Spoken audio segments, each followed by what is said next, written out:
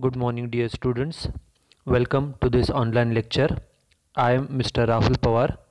In today's lecture, we are going to study one another example on the preparation of cost sheet. In the previous example, we have studied how the direct material is calculated. We know that whenever we have to prepare a cost sheet, we have to calculate the amount of prime cost, and we know that a prime cost is nothing but a total of all direct costs, which include direct material, direct wedges and direct expenses. आपण ज्या वेळेला cost sheet तयार करतो, cost शीटमध्ये सगळ्यात पहिल्यांदा आपण prime cost calculate करतो. आणि प्राईम कॉस्ट म्हणजे जे 3 डायरेक्ट कॉस्ट असतात, ज्यामध्ये पहिल्यांदा डायरेक्ट मटेरियल, 2 नंबरला डायरेक्ट वेजेस आणि 3 नंबरला डायरेक्ट एक्सपेन्सेस, या तिन्हीच्या बेरजेला आपण प्राईम कॉस्ट असं म्हणतो. Okay, so for calculating the amount of prime cost, we need to have the amounts of direct material, direct wages and direct expenses. Okay, out of these 3 points, out of these 3 expenses, we have to find out the amount of direct material if it is not given in a ready-made form. जर आपल्याला एक्झाम्पलमध्ये direct मटेरियलची amount readymade दिली नसेल तर आपल्याला ती amount शोधून काढावी लागते. आणि पाठीमागच्या लेक्चरमध्ये पाहिल्याप्रमाणे डायरेक्ट मटेरियल म्हणजेच it is also called as a raw material consumed. Okay, and the formula for calculating the amount of direct material, that is the formula for calculating the amount of raw material consumed, is given in this particular slide. Okay, जर आपल्याला एक्झाम्पलमध्ये direct material readymade दिलं नसेल तर ते आपल्याला एक formula use करून ते कॅल्क्युलेट करावं लागतं. आणि तो फॉर्म्युला काय, तर फॉर्म्युला आहे opening stock of raw material plus purchases of raw material plus any expenses relating to purchases and minus closing stock of raw material. Okay, and by using this formula we can calculate the amount of direct material, that is the amount of raw material consumed. Okay, त्यामुळे एक्झाम्पलमध्ये आपल्याला हा formula use करावा लागेल की नाही हे कशावरून ठरेल, जर एक्झाम्पलमध्ये डायरेक्ट मटेरियलची अमाऊंट रेडीमेड दिली असेल, if the amount of direct material is given in ready-made form, then there is no any need to use this formula. त्यावेळेला हा फॉर्म्युला यूज करण्याची गरज नाही. But if it is not given in readymade form, जर direct मटेरियलची amount readymade आपल्याला दिली नसेल, आपल्याला एक्झाम्पलमध्ये opening stock of raw material, closing stock of raw material आणि परचेसेस दिलं असेल तर त्यावरून आपण हा फॉर्म्युला यूज करायचा आणि आपल्याला रॉ मटेरियल कन्झ्युम्ड म्हणजेच डायरेक्ट मटेरियलची अमाऊंट ही फाइंड आउट करावी लागते. जसं आपण 11th आणि 12th स्टँडर्डला ट्रेडिंग अकाउंटची सुरुवात ओपनिंग स्टॉक न करायचो आणि त्याखाली परचेसेस घ्यायचो, सेम त्याप्रमाणे opening stock of raw material सुरुवातीला घ्यायचं, त्यामध्ये परचेसेस ॲड करायचं. परचेसेस ॲड करायचं कारण परचेस केल्यामुळं, गुड्स परचेस केल्यामुळे आपला स्टॉक वाढतो, सो परचेसेस त्यामध्ये ॲड करायचं.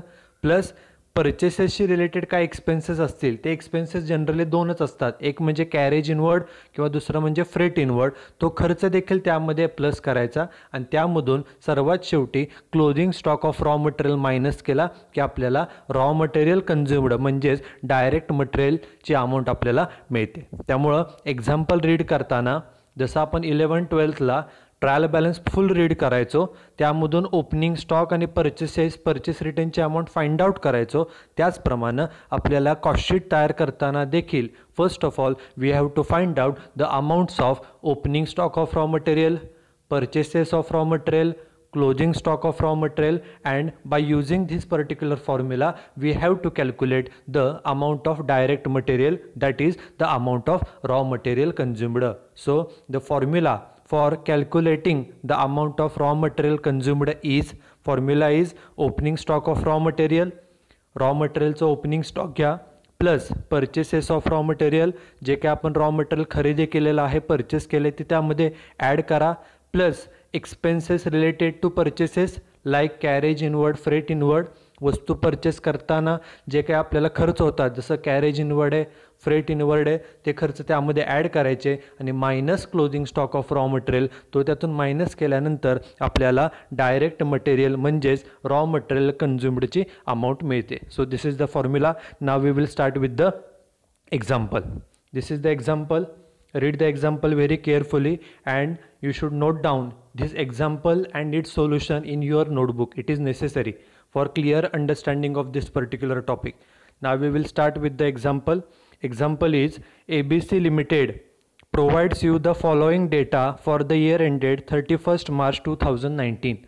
Okay, this is the first sentence, and in this particular sentence the name of the company is given. The name of the company is ABC Limited. It is necessary for us to mention the name while solving the example. ज्या वेळेला आपण example solve करणार आहे, ज्या वेळेला आपण cost sheet तयार करणार आहे, त्यावेळेला कंपनीचं नाव आपल्याला मेन्शन करावं लागतं, लिहावं लागतं. आणि provides you the following data for the year ended. It means the information given is for the year ended 31st March 2019. It means that we have to prepare a cost sheet for the year ended. We know that cost sheet can be prepared for the month ended, it can be prepared for the week ended, it can be prepared for the quarter ended or half year ended or year ended.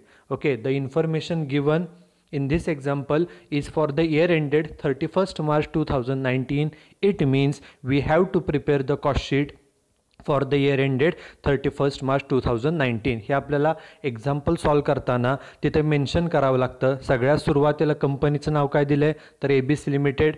आपल्याला पुढे सांगितलं बघा prepare a cost sheet. आपल्याला cost sheet तयार करायचे, त्यामुळे एक्झाम्पलचं ज्या वेळेला आपण सोल्युशन लिहू त्यावेळेला सगळ्यात सुरुवातीला कंपनीचं नाव ABC लिमिटेड आहे. कॉस्ट शीट तयार करायचे, सेकंड लाईनला कॉस्ट शीट आपण मेन्शन करणार. बघा ABC लिमिटेड हे कंपनीचं नाव आहे, सेकंड लाईनला कॉस्ट शीट आणि थर्ड लाईनला for the year ended 31st March 2019. Okay, हे आपल्याला फर्स्ट सेंटेन्स आहे. Now we will read the example. Whenever we have to prepare a cost sheet, generally we are given 20 to 25 expenses relating to the production, relating to the goods. ज्या वेळेला आपल्याला cost sheet तयार करायला सांगितली जाते त्यावेळेला production संदर्भात किंवा वस्तूशी रिलेटेड जे काय 20-25 खर्च आहेत, एक्सपेन्सेस आहेत, ते आपल्याला दिलेले जातात. आता हे जे एक्सपेन्सेस दिलेले असतात त्या एक्सपेन्सेसचं नाव दिलं जातं, त्याची अमाऊंट दिली जाते. हे जे काही एक्सपेन्सेस आहेत we have to classify these expenses into 4 categories. Okay, for solution purpose. Okay, for solving the example और for preparing a cost sheet. Cost sheet तयार करण्यासाठी हे जे काही खर्च आहेत हे खर्च आपल्याला 4 प्रकारे क्लासिफाय करावे लागतात. त्यातलं पहिला आहे प्रकार तो म्हणजे prime cost. Okay, out of the given 20 to 25 expenses there are only 3 expenses, namely direct material, secondly direct wages, and thirdly direct expenses. Only these 3 expenses are direct cost, and a sum, that is a total of all these direct cost is called as a prime cost. आपल्याला जे काही 20-25 खर्च दिलेले असतात त्यामधून सगळ्यात पहिल्यांदा आपल्याला 3 खर्च शोधून काढायचे असतात. पहिला म्हणजे डायरेक्ट मटेरियल, दुसरं म्हणजे डायरेक्ट वेजेस आणि तिसरं म्हणजे डायरेक्ट एक्सपेन्सेस. आणि हे तिन्ही खर्चाच्या बेरजेला प्राईम कॉस्ट असं म्हटलं जातं. पहिल्यांदा आपण जे काही 20-25 खर्च दिले त्यातून हे 3 खर्च शोधायचे, ते खर्च एकत्र लिहायचे आणि त्या खर्चाची बेरीज करायची. त्या बेरजेला प्राईम कॉस्ट असं म्हटलं जातं. त्यामुळे प्राईम कॉस्ट कॅल्क्युलेट करणं हे आपलं पहिलं काम आहे. ओके, त्यामुळे जे एक्सपेन्सेस आपल्याला दिलेत त्यामधून पहिला प्रकार आहे क्लासिफिकेशनसाठी तो म्हणजे प्राईम कॉस्टमध्ये येणारे तिन्ही खर्च. एक म्हणजे डायरेक्ट मटेरियल, दुसरं म्हणजे डायरेक्ट वेजेस आणि तिसरं म्हणजे डायरेक्ट एक्सपेन्सेस. त्याला आपण पी फॉर प्राईम कॉस्ट असं म्हणतो. आपण एक्झाम्पल सोडवण्यासाठी, कॉस्ट शीट तयार करण्यासाठी, आपल्या बेनिफिटसाठी आपण त्या एक्सपेन्सेसच्या पुढं ब्रॅकेटमध्ये P for prime cost mention केलेलं आहे. एक्झाम्पलमध्ये ते दिलं जात नाही, आपण ते क्लासिफाय करायचं आहे. पहिलं कॅटेगरी केली आहे प्राईम कॉस्ट. आता प्राईम कॉस्ट कॅल्क्युलेट केल्यानंतर, okay, after calculating the prime cost all the remaining expenses, okay, all the remaining expenses are called as the overheads, are the common expenses. एकदा का आपण प्राईम कॉस्ट कॅल्क्युलेट केली त्यामध्ये तिन्ही direct cost आल्यानंतर बाकीचे राहिलेले सगळे खर्च A to Z खर्च हे इनडायरेक्ट एक्सपेन्सेस असतात आणि इनडायरेक्ट एक्सपेन्सेसलाच ओव्हरहेड्स असं म्हटलं जातं. ओके, इनडायरेक्ट म्हणजेच कॉमन एक्सपेन्सेस आणि त्यालाच कॉस्ट अकाउंटिंगमध्ये ओव्हरहेड्स असं म्हटलं जातं. आणि हे जे काय ओव्हरहेड्स आहेत, the overheads are classified into 3 categories. First category is factory overheads, Second category is office overheads and third category is selling and distribution overheads. आपल्याला जे बाकीचे राहिलेले खर्च आहेत, डायरेक्ट मटेरियल, डायरेक्ट वेजेस आणि डायरेक्ट एक्सपेन्सेस, हे 3 सोडून बाकीचे सर्व एक्सपेन्सेस आपल्याला फॅक्टरी, सेकंड ऑफिस आणि थर्ड सेलिंग ह्या 3 कॅटेगरीमध्ये डिस्ट्रीब्यूट करायचे. जर एखादा खर्च फॅक्टरीशी रिलेटेड असेल तर त्याला आपण ब्रॅकेटमध्ये एफ असं मेन्शन करू, F for factory. If any expenditure is related to office then आपण ब्रॅकेटमध्ये तिथे त्याला ओ फॉर ऑफिस ओव्हरहेड असं मेन्शन करू.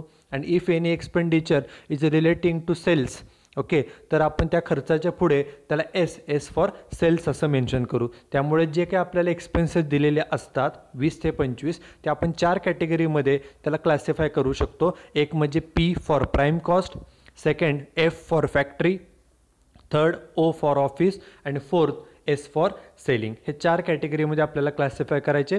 त्यापैकी जे प्राईम कॉस्ट आहे, प्राईम कॉस्टमध्ये मागाशी सांगितलं in prime cost there are only 3 expenses: direct material, direct wages and direct expenses. त्यातलं जे डायरेक्ट मटेरियल आहे त्यालाच आपण मटेरियल कन्झ्युम्ड म्हणतो. मटेरियल कन्झ्युम्ड जर आपल्याला फॉर्म्युलाप्रमाणे कॅल्क्युलेट करावं लागलं, जो आपण मगाशी फॉर्म्युला पाहिलेला आहे बघा, opening stock of raw material plus purchases of raw material minus closing stock, तर ह्या फॉर्म्युलावरून आपण मटेरियल कन्झ्युम्ड कॅल्क्युलेट करतो. म्हणून आपण त्याला एम फॉर मटेरियल कन्झ्युम्ड म्हणतो. तुम्ही त्याला एम म्हणू शकता किंवा त्याला प्राईम कॉस्ट देखील म्हणू शकता. हे आपल्या सोल्युशनसाठी, आपल्या कन्व्हिनियन्ससाठी. Now we will read the example one by one. बघा example, first point is opening stock of raw material amount is 15,000. मगाशी सांगितलं opening stock of raw material असेल, त्याखाली बघा परचेसेस ऑफ रॉ मटेरियल आहे, त्याच्याखाली clothing stock of raw material आहे. ह्या तिन्हीचा वापर करून by using this 3 points we calculate the amount of material consumed, that is direct material. आपण ह्या तिन्हींचा वापर करून मटेरियल कन्झ्युम्डचे अमाऊंट शोधून काढतो. त्यामुळे त्याला ब्रॅकेटमध्ये तिन्हीलाही एम असं नाव दिले, एम फॉर मटेरियल कन्झ्युम्ड, जे आपल्याला सुरुवातीला प्राईम कॉस्ट कॅल्क्युलेट करताना लागणार आहे. म्हणून त्याला एम म्हटलं, एम फॉर मटेरियल कन्झ्युम्ड. तुम्ही त्याला पी देखील म्हणू शकता, P for prime cost. Amount किती आहे बघा, ओपनिंग स्टॉकचे आहे 15,000, परचेसेस 35,000, नेक्स्ट आहे closing stock of raw material 5,000. आता इथं तिन्ही पॉईंट एकाखाली एक दिलेले आहे. ओपनिंग स्टॉक आपला फॉर्म्युला जो आहे तो काय बघा, opening stock plus purchases plus expenses for purchases आणि मायनस क्लोजिंग स्टॉक. इथं एक्झाम्पलमध्ये ओपनिंग स्टॉक दिला आहे, परचेसेस दिलेत आणि क्लोजिंग स्टॉक दिला आहे. आता परचेसेसशी रिलेटेड कोणता खर्च दिला आहे का हे आपल्याला एक्झाम्पल रीड केल्यानंतर मग लक्षात येईल. आपण एक एक पॉईंट्स वाचूया. परचेसेसशी रिलेटेड कोणता खर्च आहे का तो त्यावेळेला येईल. बघा पुढचा point, fourth point is direct wages amount is 50,000. Direct वेजेसची अमाऊंट किती आहे, 50,000 रुपये. आणि नावातच सांगितलं की हा डायरेक्ट खर्च आहे. आणि आपल्याला माहिती आहे की जे डायरेक्ट कॉस्ट असतात, डायरेक्ट मटेरियल, डायरेक्ट वेजेस आणि डायरेक्ट एक्सपेन्सेस, त्याला टोटलला आपण प्राईम कॉस्ट असं म्हणतो. त्यामुळे त्याला पी नाव दिले, P for prime cost, amount is 50,000. Next point is direct expenses amount is 30,000. Direct एक्सपेन्सेसची अमाऊंट किती आहे तर 30,000 आहे. हा सुद्धा खर्च डायरेक्ट आहे. 3च डायरेक्ट खर्च असतात, एक म्हणजे डायरेक्ट मटेरियल ज्यालाच आपण मटेरियल कन्झ्युम्ड म्हणतो, एक दुसरा डायरेक्ट वेजेस आणि आत्ताचा डायरेक्ट एक्सपेन्स आहे. आणि ह्या तिन्हीच्या टोटलला आपण प्राईम कॉस्ट म्हणतो. म्हणून ह्याला देखील पी म्हटलं आहे, P for prime cost. Amount किती आहे 30,000. आता डायरेक्ट मटेरियल सुरुवातीला 3 पॉईंट आलेले आहेत, डायरेक्ट वेजेस झालं, डायरेक्ट एक्सपेन्सेस झालं, म्हणजे तिन्हीसुद्धा डायरेक्ट कॉस्ट झालेले आहेत.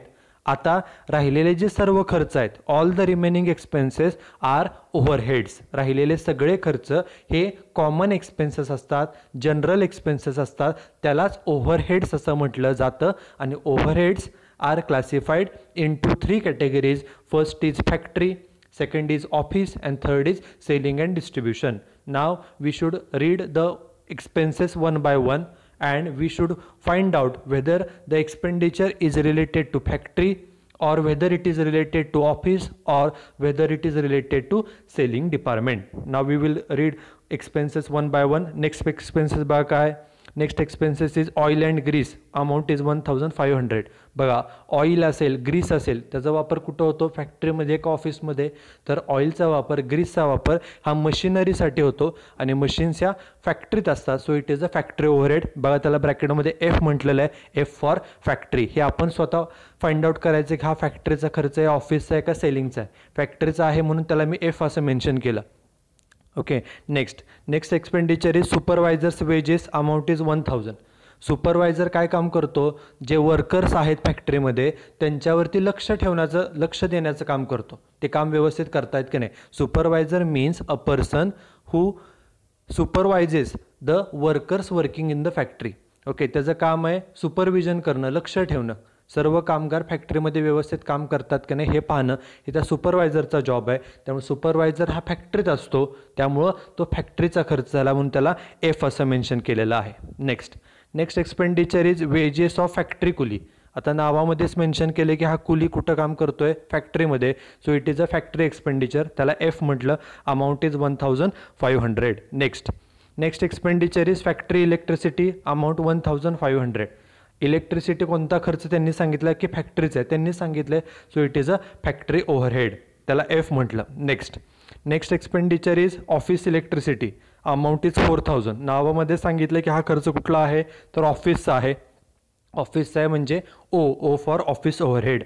Next expenditure factory rent, amount is 3500. Rent कुठलं पेड केलं आहे? फॅक्टरीचं आहे, त्यामुळे हा जाईल फॅक्टरीला खर्च, त्याला एफ म्हटलं, F for factory overhead.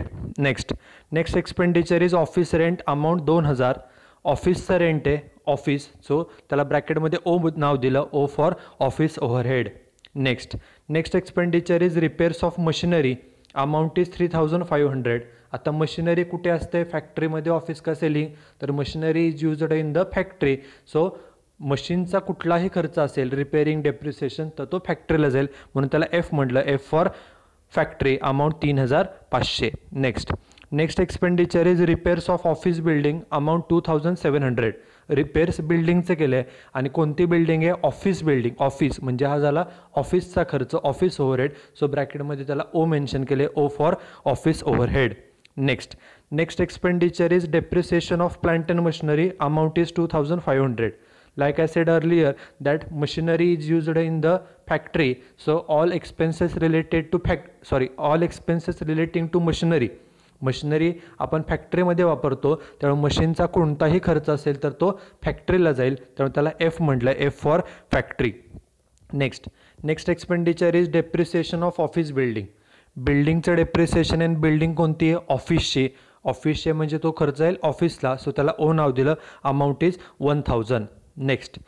Next expenditure is telephone expenses, amount is 2200. Okay, now telephone is used everywhere. It is used in the factory, it is also used in the office, and it is also used in the selling department. But the general use or the main use of telephone is in the office. टेलिफोनचा जास्त वापर हा कुठे केला जातो? तर ऑफिसमध्ये केला जातो, त्यामुळे तो ऑफिस ओव्हरहेड आहे. अमाऊंट किती? 2200 म्हणून त्याला ओ नाव दिले, O for office. Next expenditure is printing and stationery, amount is 1000. Printing करण्याचं काम स्टेशनरी जास्त कुठं लागते? तर ऑफिसमध्ये लागते, त्यामुळे त्याला ऑफिस ओव्हरहेड म्हटले, त्याला ओ नाव दिलं. Next point is rent of warehouse. Warehouse means godown and amount is 1500. It is a tricky point because warehouse is used for factory also, and it is also used for storing the finished goods before selling. Okay, आणि rent of warehouse म्हणजेच गोडाऊनमध्ये आपण raw material पण साठवून ठेवतो आणि finished goods पण store करून ठेवतो. आणि हा जो खर्च आहे वेअरहाऊसचा खर्च मग फॅक्टरीला दाखवला जातो का सेलिंगला? तर rent of warehouse is treated as a selling overhead. It is because before selling the goods, the finished goods are stored in the godown. वस्तू विकण्याच्या अगोदर त्या वस्तू गोडाऊनमध्ये साठवल्या जातात, त्यामुळे गोडाऊनचा मुख्य वापर हा वस्तू विकण्यापूर्वी त्या वस्तू, तयार असलेल्या वस्तू साठवण्यासाठी आहे असं मानून तो खर्च हा सेलिंग ओव्हरहेडला दाखवला जातो. वस्तू तयार केल्यानंतर ती काय लगेच विकली जात नाही. Okay, after the completion of production of goods it cannot be sold immediately, ती काय लगेच आपल्याला विकता येत नाही. It has to be stored in the godown for couple of days or couple of weeks or for couple of months. काही आठवडे काही महिने त्या वस्तू आपल्याला साठवून ठेवाव्या लागतात, त्यामुळं आणि नंतर त्या विकल्या जातात. म्हणून विकण्याच्या अगोदरचा तो खर्च आहे सेल्सशी रिलेटेड, म्हणून त्याला सेलिंग ओव्हरहेड असं ट्रीट केलं जातं. So it is a selling overhead, त्याला एस नाव दिलं. Next expenditure is postage and Telegram amount 500. पोस्टाने डॉक्युमेंट्स इकडे तिकडे पाठवले, टेलिग्राम पाठवला, हे सर्व काम ऑफिसचं असतं. So it is a office overhead. Next expenditure is advertisement amount 5300. Advertisement आपण कशासाठी करतो? Advertisement is made for increasing the sales of our company. आपल्या कंपनीचे सेल्स वाढवण्यासाठी आपण ॲडव्हर्टाइजमेंट करतो, त्यामुळे हा सेलिंगचा खर्च आहे. So it is S for selling. Next expenditure is travelling expenses amount 2000. Travelling कशासाठी करावं लागतं? तर वस्तू विकण्यासाठी आपल्याला एका ठिकाणून दुसरीकडे ट्रॅव्हलिंग करावं लागतं. So travelling expenses is a selling overhead, सेलिंगचा खर्च आहे, म्हणून त्याला एस असं नाव दिलं आहे. Next expenditure is delivery van expenses amount is 3300. Delivery van म्हणजे काय? तर delivery van means a vehicle which is used for selling the goods. ज्या गाडीमध्ये आपण वस्तू सगळ्या भरतो आणि त्या वस्तू घेऊन ती गाडी सर्वत्र फिरून त्या वस्तू विकण्याचं काम करते, त्या गाडीला डिलिव्हरी व्हॅन म्हणतात. त्यामुळे ती व्हेकल वस्तू विकण्यासाठी आहे, त्यामुळे तो सेलिंगसाठीचा खर्च आहे. So it is mentioned as S for selling overhead, delivery van. Next expenditure is salesman salary and commission. नावामध्ये सांगितले की सॅलरी कुणाला दिली? सेल्समन काय करतो? तर सेल्स करण्याचं. So it is a selling overhead, त्याला एस असं नाव दिलं. Next expenditure is goods distributed as free samples amount is 150. आपण फ्रीमध्ये सॅम्पल्स डिस्ट्रीब्यूट करतो, गुड्स फ्रीमध्ये वाटतो. जसं आपण ॲडव्हर्टाइजमेंट करतो सेल्स वाढण्यासाठी, त्याचप्रमाणे goods are distributed as a free samples in order to increase our sales. आपल्या वस्तूची विक्री वाढवण्यासाठी ज्या प्रकारे जाहिरात करणं हा एक मार्ग आहे, त्याच प्रकारे वस्तू लोकांना फ्रीमध्ये द्यायच्या, जेणेकरून वस्तू त्या वापरल्या जातील आणि लोकांना त्या वस्तू आवडल्या की ते वस्तूची डिमांड वाढेल आणि आपल्या कंपनीचे सेल्स वाढतील. त्यामुळे सेल्स वाढवण्यासाठी जशी जाहिरात केली जाते तसं सॅम्पलसुद्धा फ्रीमध्ये डिस्ट्रीब्यूट केले जातात. So it is also a selling expenditure. So it is a selling overhead, त्यामुळे त्याला एस नाव दिले. आणि लास्ट आहे तो म्हणजे सेल्स अमाऊंट इज 2 लाख. आपण सेल्स किती केले ते एकूण 2 लाख रुपये. आपण कॉस्टशीटमध्ये सेल्स सगळ्यात शेवटी मेन्शन करतो. Okay, so this is the example. Now we will start with the solution. Okay, आपण एक्झाम्पलच्या सुरुवातीलाच पाहिलं आहे कंपनीचं नाव ABC लिमिटेड आहे, ते मेन्शन केलं सेंटरला पहिल्यांदा. सेकंड लाईनला कॉस्टशीट, आणि कॉस्टशीट त्यांनी सांगितलं for the year ended 31 March 2019. Fourth लाईनला आउटपुट मेन्शन केलं जातं फॉर द इयर एंडेड नंतर, बट एक्झाम्पलमध्ये कुठेही आउटपुट दिलं नाही आहे, त्यामुळे ते तिथं मेन्शन केलेलं नाही. Now we will prepare a cost sheet. आता आपण कॉस्टशीट तयार करूया. Okay, for preparing a cost sheet we have to make 3 columns. First column is particulars, second column is amount in rupees and third column is amount in rupees. असे एकूण 3 column करायचे. नोटबुकच्या फुल 1 page, एक पूर्ण page आपल्याला draw करावं लागेल आणि हे कॉस्टशीट तयार करायचे आहे. ओके, आता कॉस्टशीट तयार करताना there are basically 4 steps. First step is to calculate the prime cost.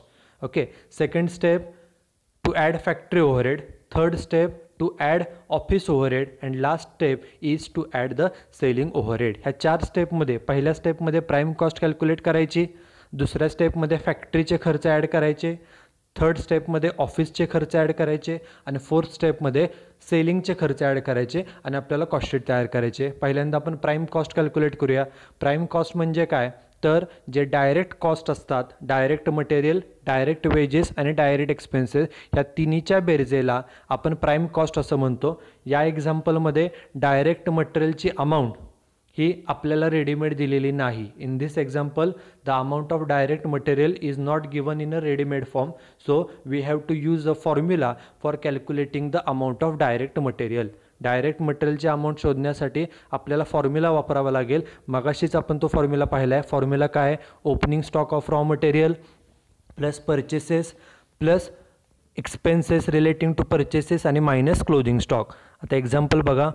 पहिल्यांदाच ओपनिंग स्टॉक दिला आहे बघा. ओपनिंग स्टॉक ऑफ रॉ मटेरियलचं पोस्टिंग अमाऊंट 15,000 आहे. ओपनिंग स्टॉक 15,000, परचेसेस 35,000 आणि क्लोजिंग स्टॉक किती आहे तर 5,000 आणि परचेसेसशी रिलेटेड कोणताही एक्सपेन्सेस दिला नाही आहे. त्यामुळे फक्त आधी आपण हे पोस्टिंग करूया. ओपनिंग स्टॉक किती आहे बघा 15, परचेसेस 35,000.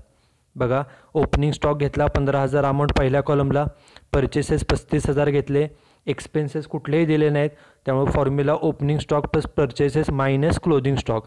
बघा एक्झाम्पलमध्ये क्लोजिंग स्टॉकची अमाऊंट किती दिली आहे तर 5,000 आहे. ती 5,000 मायनस केली. बघा इथं मायनस लिहिलेलं आहे.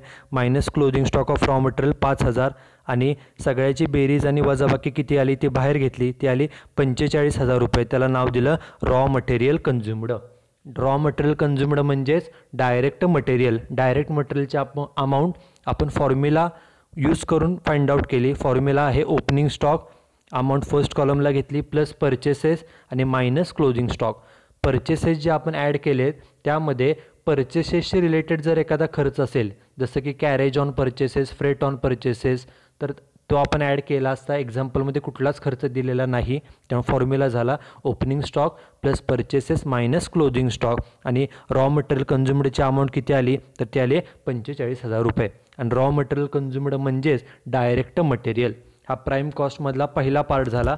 डायरेक्ट मटेरियल ज्याला आपण रॉ मटेरियल कन्झ्युम्ड असं म्हणतो. हा फर्स्ट पार्ट. प्राईम कॉस्टमध्ये अजून काय काय येतं. एक डायरेक्ट मटेरियल ते झालं. सेकंड डायरेक्ट वेजेस आणि डायरेक्ट एक्सपेन्सेस. बघा एक्झाम्पलमध्ये डायरेक्ट वेजेस आणि डायरेक्ट एक्सपेन्सेस दिलेत का दिलेत. बघा डायरेक्ट वेजेस आहेत 50,000 आणि डायरेक्ट एक्सपेन्सेस किती आहेत 30,000. ते आपण ॲड करूया. बघा डायरेक्ट वेजेस 50,000 डायरेक्ट बाहेर घेतले, डायरेक्ट एक्सपेन्सेसची अमाऊंट आउटरला घेतली 30,000 आणि बाहेर हे जे 3 अमाऊंट आलेले आहेत त्याची बेरीज केली. पहिली अमाऊंट रॉ मटेरियल कन्झ्युम्डची होती 45,000 म्हणजे डायरेक्ट मटेरियल 45,000, डायरेक्ट वेजेस 50 आणि डायरेक्ट एक्सपेन्सेस 30,000 आणि ह्या तिन्हीच्या बेरीजला नाव दिलं प्राईम कॉस्ट. प्राईम कॉस्ट किती आली बघा 1,25,000. So what is prime cost? Prime cost means a sum, a total of all direct cost. First, direct material, which is also known as raw material consumed. Second, direct wages and third, direct expenses. या तिन्हीच्या बेरजेला आपण prime cost म्हणतो. Prime cost किती आली 1,25,000. बघा prime cost घेतली 1,25,000. आता prime cost calculate केल्यानंतर बाकीचे सर्व खर्च हे ओव्हरहेड्स असतात. आपली पहिली स्टेप झाली. आता सेकंड स्टेप काय. Second step is to add the factory overhead. पहिल्यांदा फॅक्टरी ओव्हरहेड, नंतर ऑफिस ओव्हरहेड आणि शेवटी सेलिंग ओव्हरहेड. म्हणून एक ओळ जागा सोडून हेडिंग दिलं ॲड फॅक्टरी ओव्हरहेड. आता ह्या हेडिंग खाली जे फॅक्टरीशी रिलेटेड खर्च आहेत ते सर्व एका खाली लिहायचे. बघा हे फर्स्ट पेज आहे. इथं फॅक्टरीचा खर्च कोणता आहे त्याला आपण ऑलरेडी एफ असं नाव दिलं आहे. बघा शेवटचे दोन्ही खर्च ऑइल अँड ग्रीस अमाऊंट 1,500 आणि सुपरवायझर्स वेजेस 1,000. पहिल्या पेजचे सर्व पोस्टिंग झालं. बघा सगळीकडे टिक मार्क आहे. दोनच खर्च फॅक्टरीचे आहेत ऑइल अँड ग्रीस आणि सुपरवायझर्स वेजेस. बघा सोल्युशनमध्ये फॅक्टरी ओव्हरहेडमध्ये बघा ऑइल अँड ग्रीस 1,500 आणि सुपरवायझर्स वेजेस किती 1,000. दोन्ही खर्च झाले. पुढचं पेज बघा एक्झाम्पलचं. हे फर्स्ट पेज झालेलं आहे. सेकंड पेज इथं फॅक्टरीचे खर्च कोणकोणते बघा आपण त्याला ऑलरेडी एफ असं मेन्शन केलेलं आहे. पहिला आहे wages of factory coolie 1,500, factory electricity 1,500. दोनच खर्च बघा कुली आणि बघा वेजेस ऑफ फॅक्टरी कुली 1,500 आणि फॅक्टरी इलेक्ट्रिसिटी 1,500 हे दोन्ही खर्च झाले. त्यानंतर फॅक्टरी रिलेटेड एक्सपेंडिचर कोणतं आहे पहा. नेक्स्ट आहे फॅक्टरी रेंट. त्यानंतर रिपेअर्स ऑफ मशिनरी आणि depreciation of machinery. Factory rent, repairs of machinery आणि डेप्रिसिएशन ऑफ मशिनरी. बघा factory rent, repairs of machinery आणि डेप्रिसिएशन ऑफ मशिनरी सगळे झाले. त्यानंतर कोणता राहतो आहे का बघा फॅक्टरीशी रिलेटेड ह्यामध्ये कोणता नाही आहे. नेक्स्ट पेजला लास्ट पेजला फॅक्टरीशी रिलेटेड कोणताही खर्च नाही. फॅक्टरीचे सगळे खर्च झाले. आपण ते खर्च लिहिले पहिल्या कॉलमला खाली रे सोडून दोन्ही कॉलमचे इथं रे सोडून ह्या सर्वांची बेरीज जे फॅक्टरीचे खर्च आहेत त्याची बेरीज बाहेर घेतली. ती बेरीज आली 15,000.